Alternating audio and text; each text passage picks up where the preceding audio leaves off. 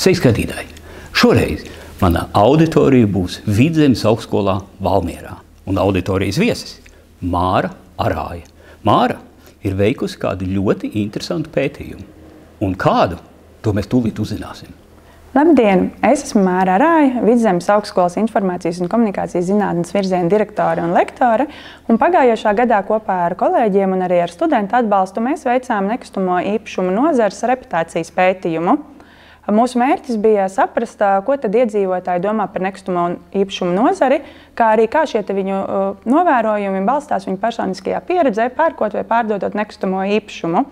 Kopā, lai tad šo te noskaidrotu, mēs pirmām kārtām veicām sabiedrības aptauju, aptaujājot nedaudz vairāk kā 1000 respondentu.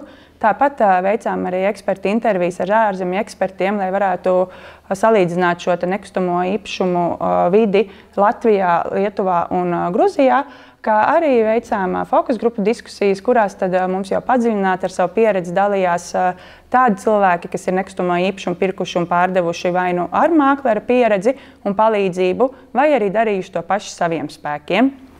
Tā viena lieta, kas man šī pētījuma ietvaros šķita visinteresantākais rezultāts, bija paskatīties paudžu atšķirības, jo tas, ko mēs atklājām, ka kā reiz vidējās paaudzes respondenti vecuma grupā apmēram no 40 līdz 59 gadiem ir skeptiskākie pret nekustamo īpašumu aģentu pakalpojumiem. Iespējams, ka tas ir saistīts ar to, ka viņiem jau ir iepriekšēja pieredze pērkot vai pārdodot īpašumu, kā arī ar tādu varbūt neusticēšanos nekustamo īpašumu aģentiem. Savukārt jaunākas paaudzes respondenti norādīja to, ka viņi ļoti labprāt izmanto nekustamo īpašumu aģentu pakalpojumu, jo, citējot, tagad teikšu, katram ir jādara savs darbs. Un attiecīgi, ja es esmu, piemēram, labs speciālists savā jomā un savu laiku tērēju, darot savus darba pienākumus, tad savukārt nekustamo īpašumu aģents būs tas, kurš profesionāli izdarīs savu darbu, un es viņam labprāt arī šo iespēju dodu. Bet paskatoties atkal jau gados vecāku cilvēku viedokli, tātad vecākiem par šiem 59 gadiem, tur ļoti svarīgs no nekustamo īpašumu aģentiem ir atbalsts tieši, lai sniegtu tādu kā drošības sajūtu un pārliecību, ka tātad šī darījuma procesā cilvēks netiks, piemēram, apkrāpts vai, piemēram, arī tad viņam būs veikts visas nepieciešamās dokumentācijas, un iegūts tāds kā sirdsmiers, garants sirdsmieram. Mēģinot noskaidrot, kas tad ir tie iemesli, kādēļ varbūt cilvēki izvēlas neizmantot mākleru pakalpojumu vai ir bijuši ar šo pakalpojumu neapmierināti, principā iezīmējās tādas divas grupas.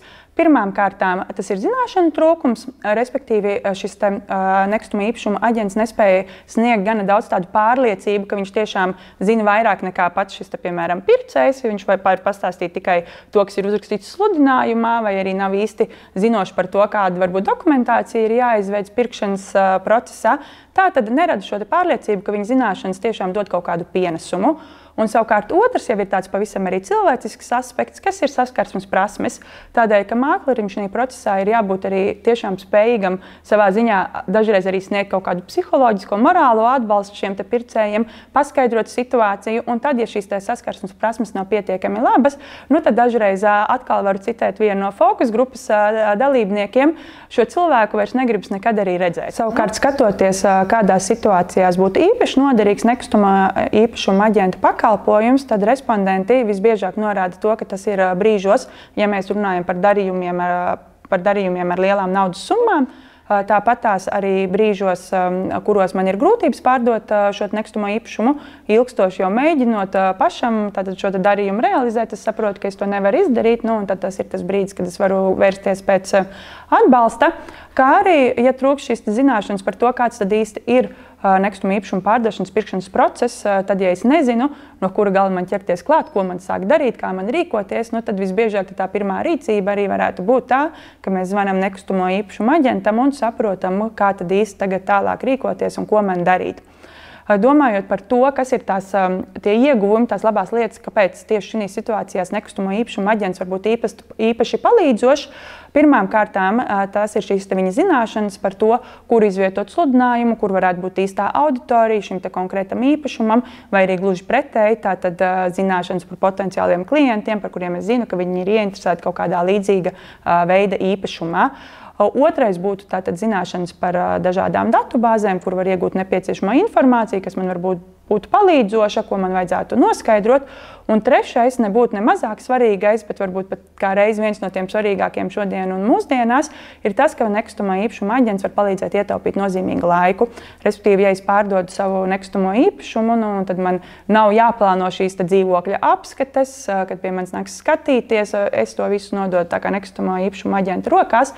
Tad, principā, kā fokus grupa diskusijās minēja daži dalībnieki, tas ideālais gadījums būtu, kad es tā kā vienojos ar nekustamo īpašumu aģentu, un nākamreiz tad es par to domāju tajā brīdī, kad es parakstu varbūt pirkšanas pārdošanas līgumu, nododu atslēgas vai citādi esam tikuši līdz šai gala fāzei darījumam. Tas, kas tiešām vispilgtāk iezīmējās gan šajos aptaujas rezultātos, gan arī fokus grupu diskusijās, ir tas, ka patiesībā katrs nekustamo īpašumu aģents principā ir tāds kā šīs nozares reputācijas veidotājs. Tātad, ja respondentiem ir bijusi laba pieredze, tad arī visticamāk gan viņi vēlēsies ieteikt šo mākleru kādam citam paziņām, gan arī turpināt varbūt šo sadarbību. Savukārt, ja tā pieredze nav bijusi pārāk laba, tad ir diezgan grūti kaut ko mainīt, jo arī fokus grupu diskusijās mēs pilnīgi tur izvērsās tādas sarunas par to, ka viens stāsta šo savu labo pieredzi, un savukārt citi dalībnieki ar sliktāku pieredzi saka, ka viņi pat nevar iztēloties, ka varētu arī būt tik labi. Kas nozīmē, ka katram šim cilvēkam, darbiniekam, kurš ir iesaistīts nekustamo īpašumu tādos darījumos, ir ļoti svarīgi domāt arī par nozari kopumā. Tādēļ, ka šī reputācija balstās ārkārtīgi uz to, kāda tad ir katra personiskā pieredze darījumos. Tā būtu tā viena svarīgā lieta, un vienlīdz svarīgi tad ir arī domāt par šādu attiecību ilglaicīgu veidošanu. Respektīvi, ja mums kādreiz liekas, ok, mēs šito darījumu tā kā esam veikuši un viss, mēs esam mierā, tad tā gluži nebūs tā labākā pieeja. Skaidrs, ka ir jādomā par to, kādi varbūt ir tie nākamie soļi. Mums minēja vienu ļoti labu piemēru, kur, piemēram, darījuma beigšanas brīdī nekustamo īpašumu aģents uzdāvina šampanieti abām pusēm. Tāpēc, ka tas viņiem ir liels notikums. Viņi ir tātad, vieni ir iegādājušies, vieni ir pārdevuši šo nekustamo īpašumu, un varbūt aģentam tas ir tāds ikdienas darbs, bet šiem cilvēkiem tas ir gan liels notikums. Un šādi varbūt pat ne tādi lieli žesti, bet tiešām žesti, kuros mēs parādām, ka mēs esam kopā, mēs esam partneri, mēs esam sadarbības partneri, arī var veicināt šo ilglaicīgo sadarbību un attiecīgi arī veicināt nozares reputāciju. No tiem respondentiem, kas ir izmantojuši nekustamo īpašumu aģentu pakalpojumu, 58% ir norādījuši, ka tieši pateicoties nekustamo īpašumu aģentam, viņi šajā procesā ir jutušies drošāk un tiešām ir jutuši atbalstu no šī nekustamo īpašumu aģenta, kas viņiem ir palīdzējuši veikt darījumu. 51% no respondentiem ir norādījuši, ka viņi ir bijuši apmierināti ar šo kvalitāti, ko ir saņēmuši atbilstoši izmaksām, ko tad ir prasījis šis nekustamo īpašumu aģents. Savukārt, kas ir ārkārtīgi svarīgi, ka 48% no respondentiem ir norādījuši, ka viņi ir pārliecināti, ka pateicoties nekustamā īpašuma aģenta atbalstam, viņu darījums ir izdevies labāks, nekā viņi varbūt pat paši bija domājuši. Un, ko ir pie šiem datiem svarīgi piezīmēt, ka tas nenozīmē, ka tie atlikušie procenti ir domājuši sliktāk, jo patiesībā apmēram trešdaļa no respondentiem šajos apgalvojumos ir bijuši tādi neitrāli, kas arī parāda šo lielo vēl sabiedrības loku, ar kuru arī ir iespēja strādāt un kurus mums ir iespēja, tā teikt, pārliecināt un parādīt šo nekustamo īpašumu aģenta atbalsta nepieciešamību, vērtību, un tādā veidā tad arī iespējams veicināt kopējo šo nozares reputāciju. Kopumā šie pētījuma rezultāti sniedz tiešām nozīmīgu ieskatu, ko tad īsti sabiedrība šobrīd domā par Latvijas nekustamo īpašumu nozari, par tās reputāciju, kā arī tiešām jau ir iespējams izvirzīt tādus praktiskas idejas, secinājumus, ko tad būtu vērts pamainīt gan aģentu darbā, gan kopumā nekustamo īpašumu nozarē, lai tad šo kopējo reputācijas līmeni celtu arvien augstāku, un mēs arī varētu pārliecināt to auditorijas daļu, kura šobrīd vēl īsti nav skaidra par šo savu viedokli. Paldies visiem, kas noskatījās, kas noklausījās. Visu labu!